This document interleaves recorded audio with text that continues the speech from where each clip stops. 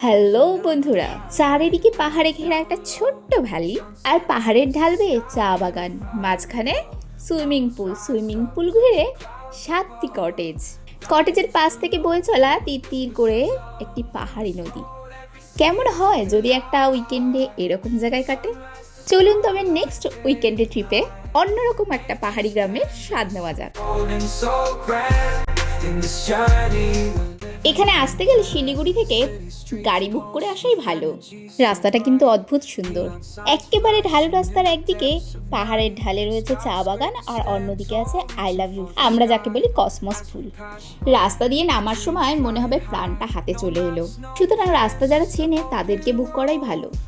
তাই এখানে রিসর্টে ফোন করে গাড়ি বুক করাটাই বেটার অপশন। বেলটার নদীর এক বাঁক থেকে শুরু হয়ে অন্য বাঁকে শেষ হয়ে যাওয়া এই ছোট্ট গ্রামটির নাম বেলটার।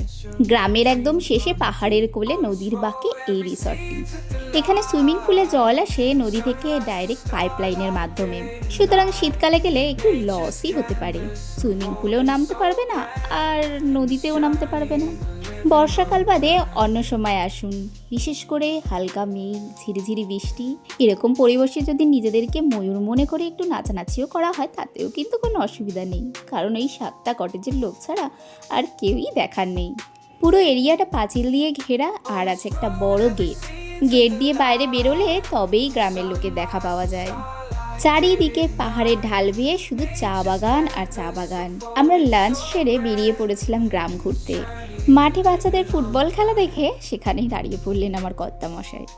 শুধু যে দাঁড়ালেন তা নয়, আবার তাদের সাথে খেলতেও চলে গেলেন। তবে প্রত্যন্ত এই পাহাড়ি গ্রামে ছোট ছোট ছেলেদের ফুটবল খেলা দেখে এবং তাদের ফুটবল সম্পর্কে নলেজ দেখে যথেষ্ট অবাক হলাম। আমরা বেরিয়েছিলাম পাশের পাহাড়ে একটা ছোট্ট ট্রেক হয় সেটা করব বলে, কিন্তু বিকেলটা আমরা এখানেই কাটিয়ে দিলাম। কথায় বলে না, যা হয় ভালোর জন্য হয়। খেলা দেখতে দেখতে হঠাৎ আমরা দেখতে পেলাম পাশের পাহাড়ে বেশ উঁচুতে একটা চিতা। পাশেই দোকানের একটা আন্টি আমাদের বার্নাকুলার দিয়েছিল বাঘটিকে দেখার জন্য।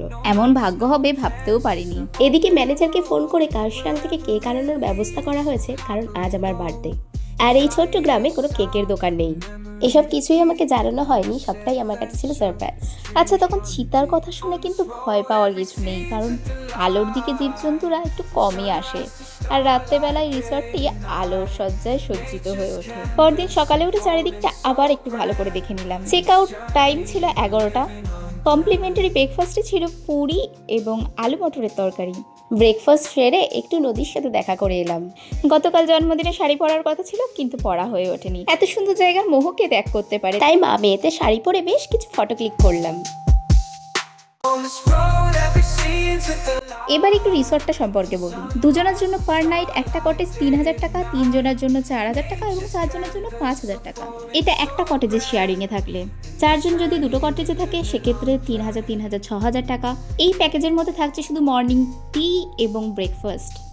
বাকি লাঞ্চ, ডিনার, ইভিনিং স্ন্যাক্স, চা সবই পে করতে হবে আলাদা করে। আশেপাশে খাবার কোনো দোকান নেই, তাই এখান থেকেই খেতে হবে। আর খাবার যথেষ্ট কস্টলি, কিন্তু খাবারের মান অতটাও ভালো নয়। এখানে বনফায়ার এবং বারবিকিউ করা যেতে পারে, কিন্তু তার জন্য আলাদা এক্সট্রা পে করতে হবে। রাতে আলোর টানে এত পোকা আসে যে বাইরে বসে খাওয়া সম্ভব নয়। হয় ডাইনিং হলে খেতে হবে, নয় কটেজের ভেতরে খেতে হবে। বাইরে থেকে কটেজগুলো দেখতে যতটা সুন্দর, ভেতর থেকে কিন্তু মোটেও এতটা সুন্দর নয়। তবে এসব বাদ দিলে এই জায়গাটার কোনো দোষর হবে না। এবারের মতো বেলটারকে বিদায় জানিয়ে এগিয়ে চললাম আমরা।